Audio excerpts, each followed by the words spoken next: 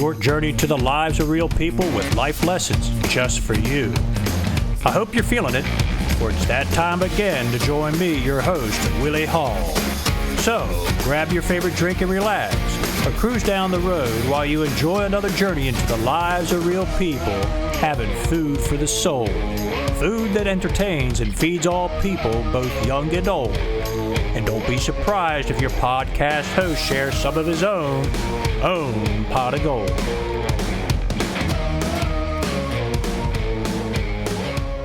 Dear listener, thanks again for joining me, your host, Willie Hull, for another story from the lives of real people having life lessons.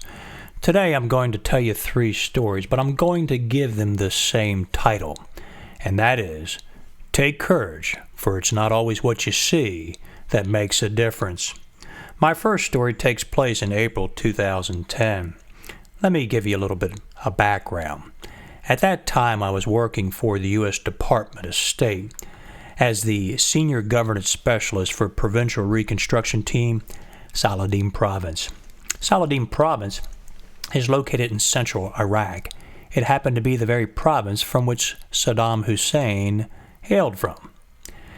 There in Saladin, there's a district or a county about 25 by 42 miles in size, in which are 3 small towns or cities called Tuz Kermatu, Suleimanbek, and Amerli. For that first year working for Department of State, pretty much from March 2009 till May of 2010, I lived and worked actually out of that camp, a camp called Fob Bernstein, located in that district of Tuz. There I was joined together or partnered with a U.S. Army battalion commander, under which he had about 450 plus soldiers, combat soldiers. He was responsible for all the kinetic operations, going out and capturing and kill the bad guys. Myself, as the senior U.S. Department of State official, I was in charge of all this governance capacity development issues taking place, and together the battalion commander and I had worked closely to implement and further refine a joint civil-military operational plan for our area of operations so that we could effect positive change, not only for the benefit of U.S. activities within that area, but also for the benefit of our Iraqi people and its leadership. Well, in April 2010, I was actually had put myself on a schedule to go ahead and be taken by helicopter to a different location within Saladin province so that I might conduct meetings with some other Iraqi officials, and not only government officials, but tribal leaders.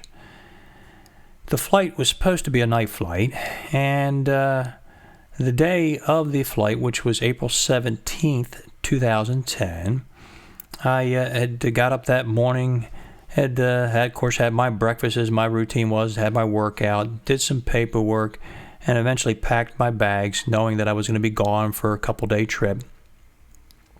And finally got an evening meal before I walked over to the operations center, to where the location of where the helicopter would eventually land. And by the way, that flight was supposed to land about at the night time because, again, it's just the time of the day and how the schedule worked out. Well, I finally get over there 30 minutes prior to the scheduled takeoff time and waited, I want to say like 9 or 10 o'clock at night. Well, the helicopter never showed up at the takeoff time that I was told of earlier in the day. So I waited about 15 minutes beyond that takeoff time, only to see no helicopter. So a little disappointed and frustrated, I walked into the operations center where the captain in charge was seated, and I said, "Captain, where's my helicopter that was supposed to come and pick me up and take me on my journey?" And he kind of looked at me with this surprise on his face, like, "Oh, Mr. Billy, I'm terribly sorry. You didn't get the word from Private so-and-so?" I said, "What word are you talking about?" "Oh, that helicopter came and left 2 hours ago." Well, that soldier had failed to tell me of that change pickup time. Yet he told everybody else I was the only one, and I was supposed to be the VIP on that helicopter that very night. Boy, was I frustrated at the moment. I was like, how in the world? I mean, you talk about incompetence? You could tell everybody but me, right? and I was a little frustrated. Well, that next morning, I heard some sad news. That helicopter I was supposed to be on that night, the night before, actually crashed. And let me borrow from an article published by the Associated Press, speaking of the April 17th, 2010 helicopter crash. The article is titled, U.S. Soldier Killed in Iraq Helicopter Crash. In the article, one line says, an American soldier has been killed and 3 others were wounded in a helicopter crash in northern Iraq. Another place it says the U.S. UH-60 Black Hawk went down late Saturday evening. The military said the cause is under investigation, but it is not believed to have been due to enemy fire, the military said in a short statement. Well, when I heard that news, of course, I was saddened by the loss of an American soldier and those who were wounded in that crash. But it really caused me to stop and think. Here I was just the night before, frustrated that somebody failed to do their duty and notify everybody that was to be a passenger on that flight. Me, I was the only one that was not told. Everybody else was. Only to find out the next day that my frustrations really weren't warranted. You know, sometimes in life, things take place that go against what we plan, only to discover something greater and bigger was at play beyond our control. Well, I'll tell you some lessons learned once I finish these next 2 stories, because I think there's some valuable lessons that'll encourage you and help you continue in life's journeys, hopefully with a little bit better response when you face those difficulties and frustrations. My second story takes place also in 2010 as well in Iraq. This time, after being in Tuz, Kermanto, living and working there for about a year, I finally moved from that district back to the provincial capital of Tikrit, where I was housed. But in order to get back to those folks in Tuz, the battalion commander had tasked his 3 company commanders to transport me to wherever I needed to go when I needed to go. Well, the week leading up to September 7th, 2010, I had a bunch of meetings the week prior, and as a result, I had to write a lot of reports to keep my leadership informed of all the activities and accomplishments made that week prior.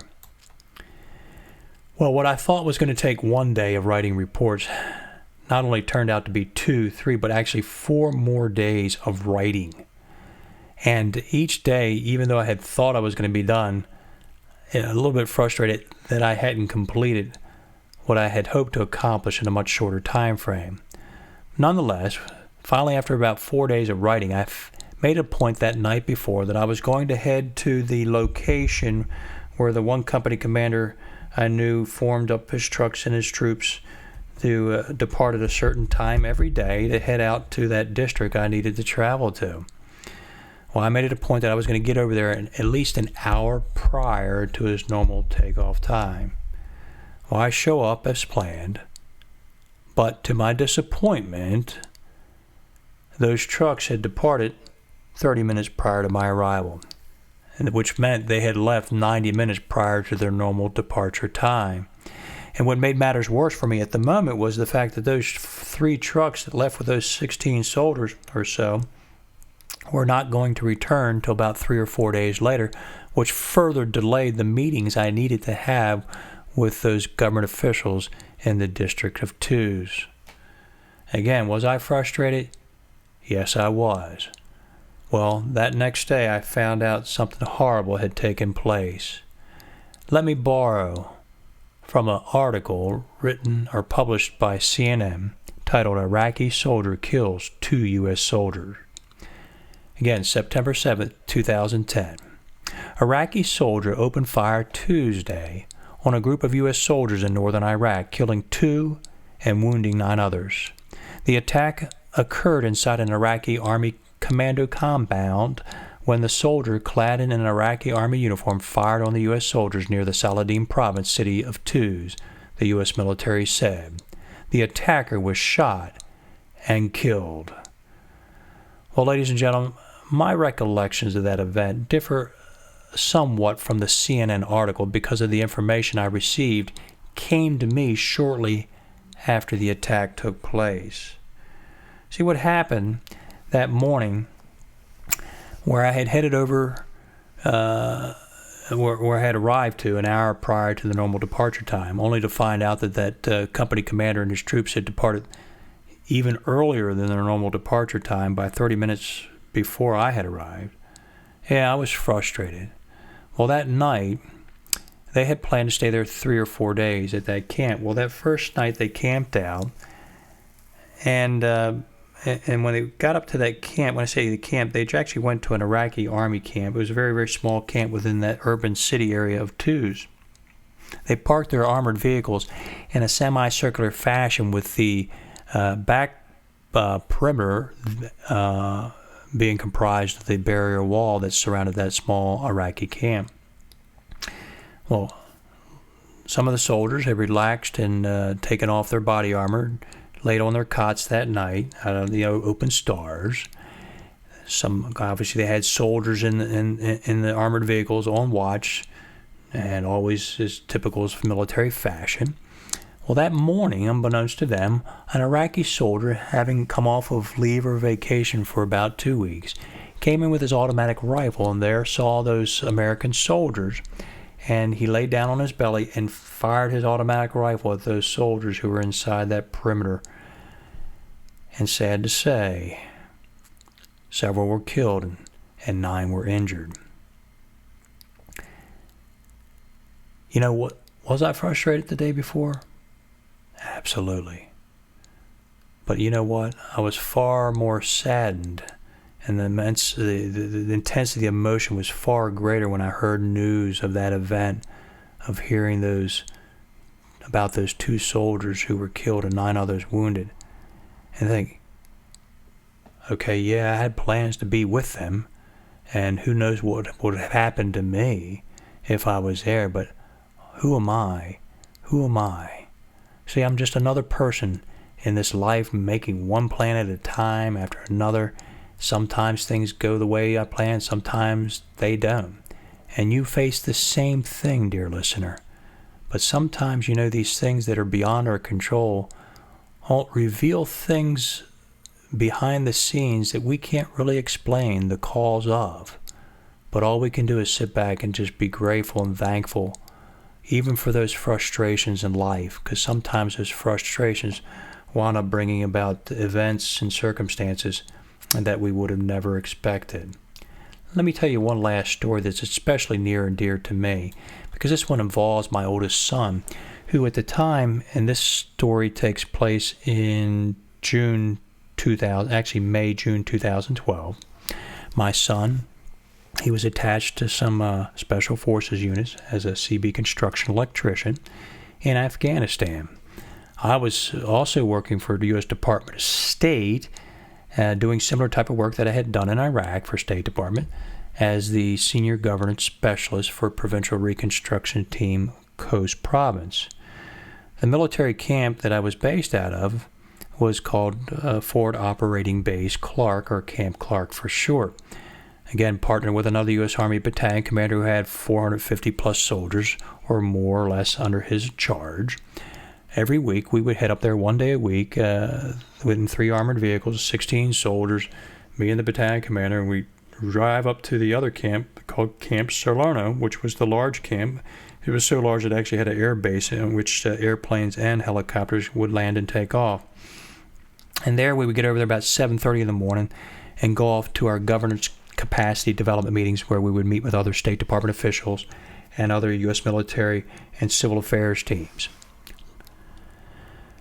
The trucks were parked about 50 feet or less from the southern barrier wall. At about 7:30 in the morning, battalion commander and I, we depart. We head over to our meeting place, and we get done our governance capacity development meetings about 10:30 in the morning.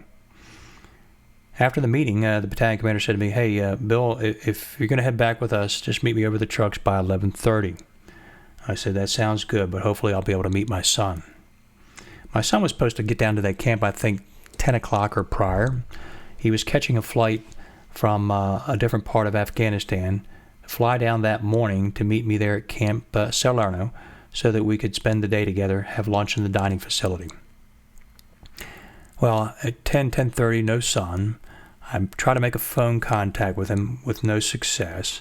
So at 11:30, I make the decision, well, I'm going to go ahead and head back with the battalion commander and his troops so that I can go ahead and do some meetings that I had to get done in the next several days.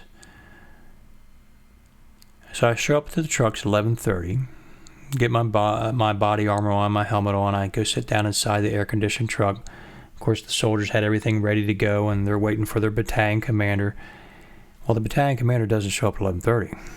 He doesn't even show up at 12.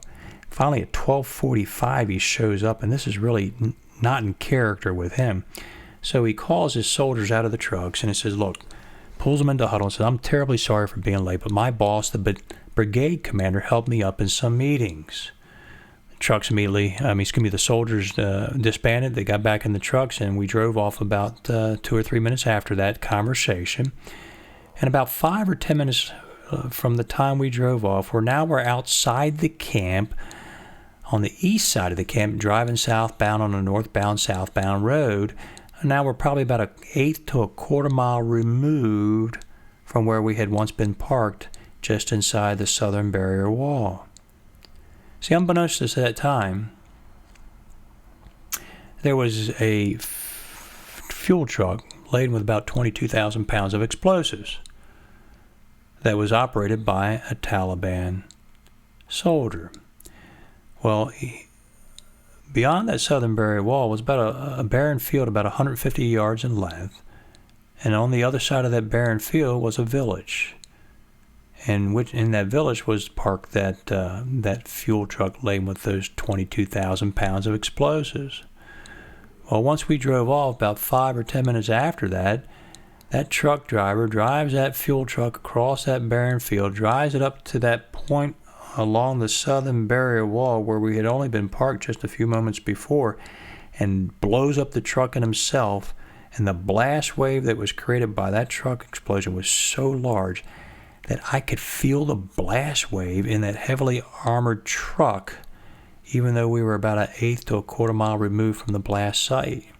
Not only that, buildings that were several hundreds of yards away, removed from the center of that blast site, on the opposite side of those buildings, even hollow steel doors were blown off their hinges. And the roof on the dining facility, which could feed probably maybe 200-300 soldiers at any given time, that was blown off by that blast, and 2 people, I believe, if I recall correctly, were killed in the debris that fell down, and somehow or another somebody else was killed as well. Well, you can imagine what ran through my mind at that time when that blast took place, and I saw the big plume of smoke and dust fly high and far. I thought, where's my son? I hope he's all right.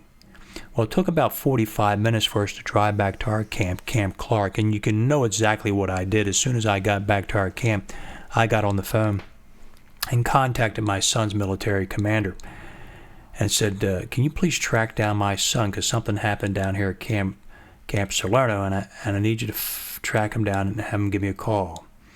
Well, fortunately, about an hour later, I get a call from my son. Again, I was very glad to hear his voice. It's like, and what I found out from him was that flight he was supposed to fly down on to Camp Salerno that very morning got canceled for some reasons. He's not sure why it was canceled, but it was canceled nonetheless, and that's why he never made it down to Camp Salerno. See, what we had planned the night before was that we were going to meet there at that camp at 10 o'clock. Don't forget that. And have lunch in that dining facility. And don't forget that dining facility had its roof blown off, and 2 people were immediately killed by the falling debris.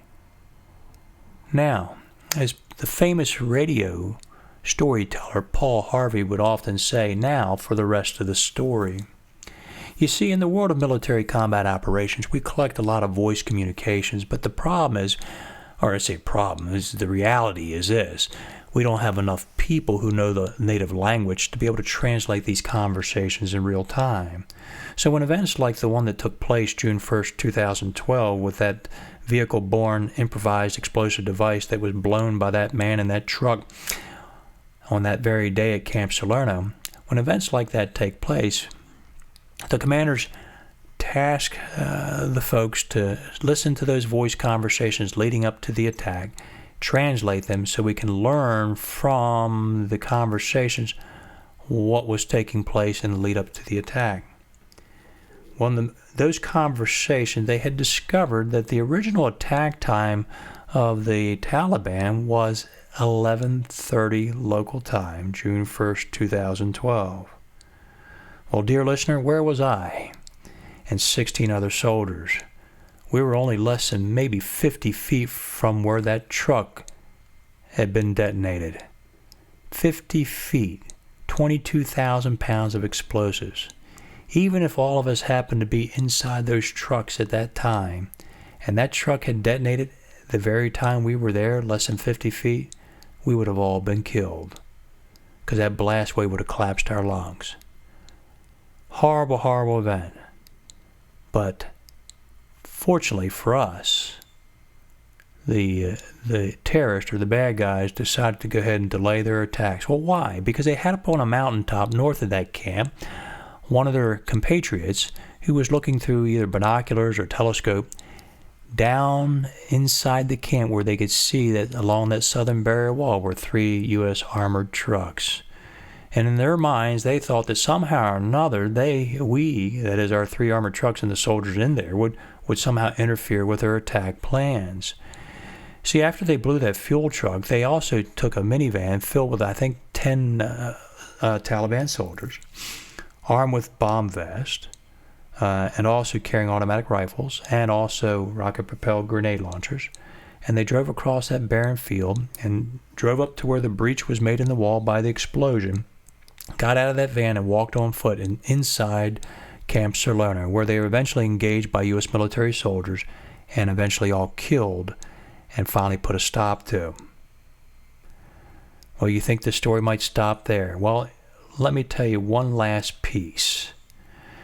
The last, and I think the most important and most interesting piece of this story is later that day, after the explosion, after confirming that my son was okay, that after confirming that he had never made it down to that camp, I called my wife and I said, "Hey, babe, you need to pray for some folks.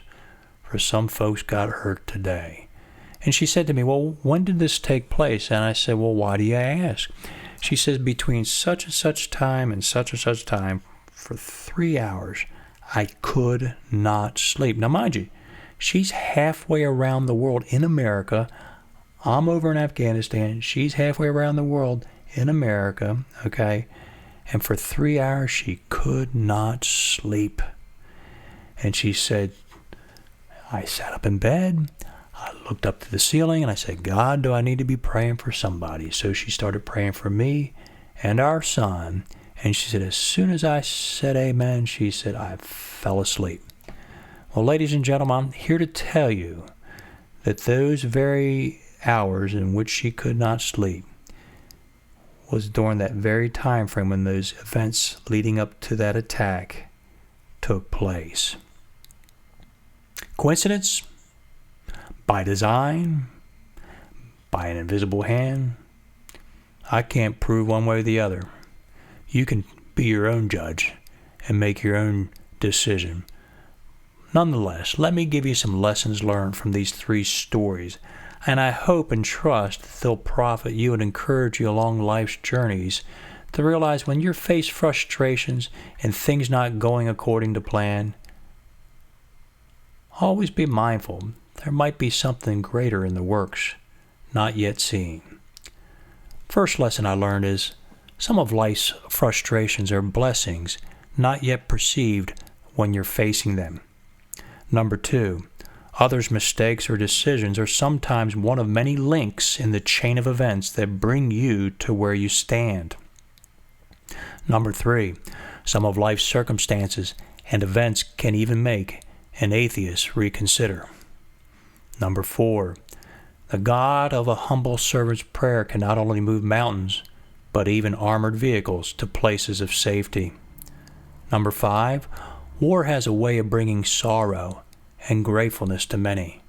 So always be mindful when you're giving thanks to God above, to look for ways to bless those who are suffering and grieving. Number 6, live every breath and every moment with those you love as though it were your last. Number 7, confused and mistaken men's actions sometimes result in far less harm to others. And finally, number 8, never forget to honor those who paid the ultimate sacrifice or were injured in the course of serving their country in uniform alongside their brothers and sisters in arms. Again, dear listener, ladies and gentlemen, young and old, thank you for joining Short Haul today. I trust these stories have blessed you as much as they blessed me, and I hope, too, the lessons learned will profit you in your own life's journeys. Good day. Thanks, dear listener, for joining your host, Willie Hall. I trust you found some nuggets of gold in today's real stories. Now, help me help Short Haul best serve your listening needs by entering your comments, follows, and likes below. Be sure to subscribe on YouTube so together we'll build the best and fastest growing show. A show that lifts the soul and helps bless all. So until we meet again and beyond, enjoy the life God gave you until your next journey with Short Haul.